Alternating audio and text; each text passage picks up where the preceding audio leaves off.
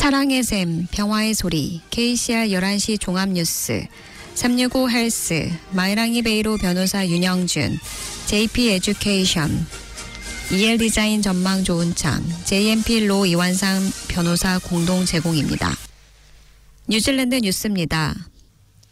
연합정부는 최근 원뉴스 베리언 여론조사에 따르면 꾸준히 권력을 장악하고 있지만 그 결과에 따르면 국민당은 의석을 잃고 노동당은 의석을 얻었습니다. 최근 실시한 여론조사에 따르면 유권자의 40%는 뉴질랜드가 1년 전 오늘 선거 전보다 상황이 나빠졌다고 생각하고 30%는 상황이 좋아졌다고 생각했습니다. 10월 5일부터 9일까지 실시된 1000명의 유권자를 대상으로 실시한 여론조사에 따르면 2023년 총선 1주년이 되는 오늘 선거가 치러진다면 연합정부는 63석을 차지하여 다시 집권하게 됩니다. 여론조사에서 당 득표율 37%를 차지한 국민당은 8월에 실시된 마지막 여론조사보다 1% 하락했습니다.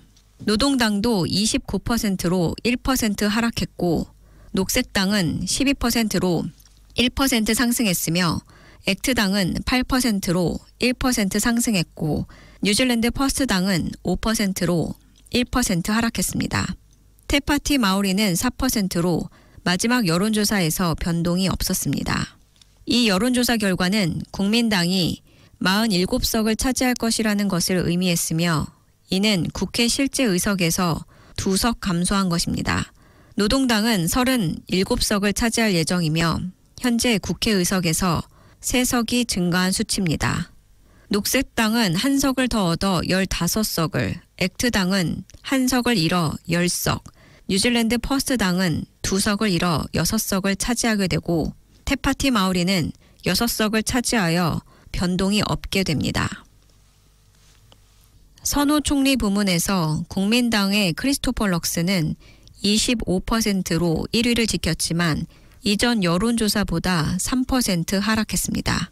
노동당 대표 크리스 힙킨스도 3% 하락하여 15%를 기록했습니다. 녹색당 공동대표 클로이 스와브릭은 6%의 지지를 받아 선호 총리 부문에서 3위를 차지했으며 지난 여론조사보다 1% 하락했습니다. 현 부총리인 윈스턴 피터스는 6%로 4위를 차지했고 차기 부총리인 데이비드 시모어는 4%로 변동이 없었습니다. 크리스토퍼 럭슨 총리는 정부가 뉴질랜드 국민을 위해 최선을 다하고 있지만 뉴질랜드인들에게는 정말 힘든 시기라고 말하며 어려운 결정 속에 놀라운 속도로 움직이고 있고 금리와 인플레이션 하락에 대한 최근의 좋은 진전을 보았지만 중요한 것은 사람들이 미래와 우리가 가고 있는 방향에 대해 자신감을 갖는 것이라고 말했습니다. 노동당 대표 크리스 힙킨스는 노동당이 지지율을 천천히 회복하고 있으며 선거 이후 1년 동안 노동당이 뉴질랜드 국민의 의견에 귀를 기울였다고 말했습니다.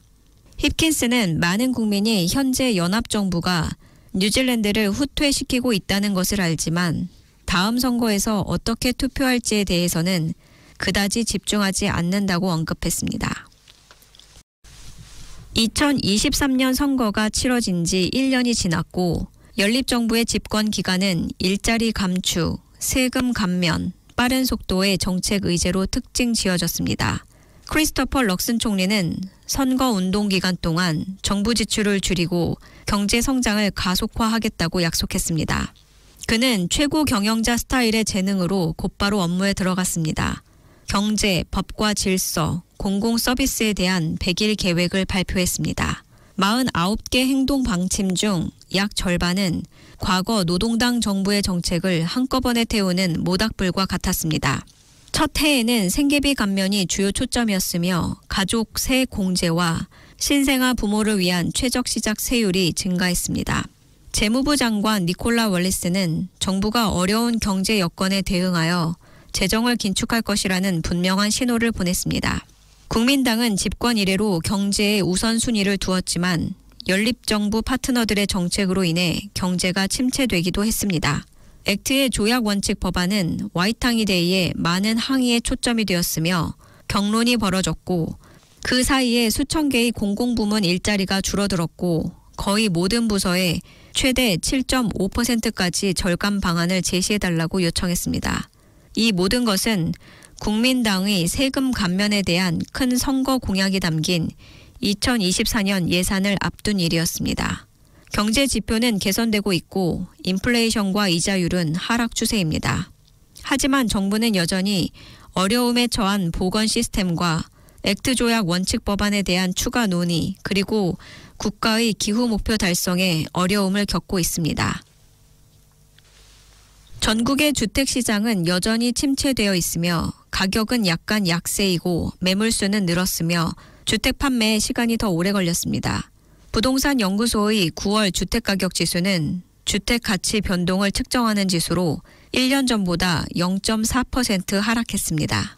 계절적으로 조정된 중간 주택 가격은 작년 대비 2.3% 하락한 78만 1,000달러를 기록했으며 8월 대비 0.2% 상승했습니다. 오클랜드의 중간 가격은 5.4% 하락해 97만 달러가 되었습니다.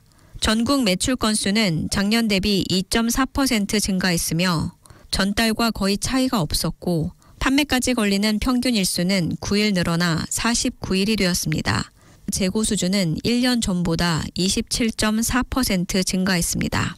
부동산 연구소 최고 경영자 젠 베어드는 시장 상황이 침체되어 있지만 상황이 개선되어 2025년에는 점진적인 회복으로 이어질 것이라는 확신이 있다고 말했습니다.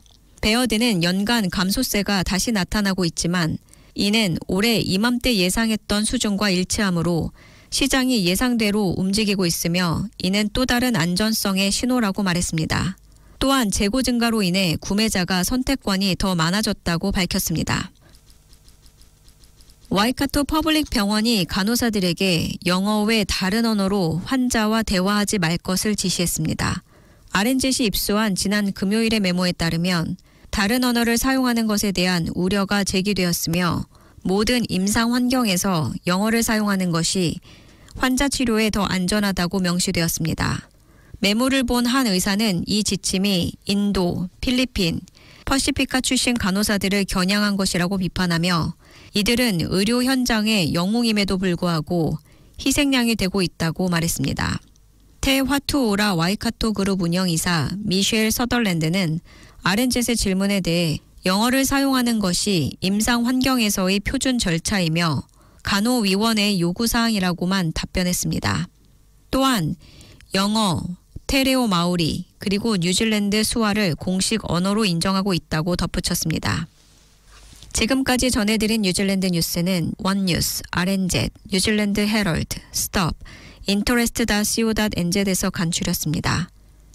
오늘의 환율 정보입니다. 뉴질랜드 달러화 대비 원화의 기준 환율은 827원 22전, 한국에서 보낼 때 835원 49전, 한국에서 받을 때 818원 95전입니다.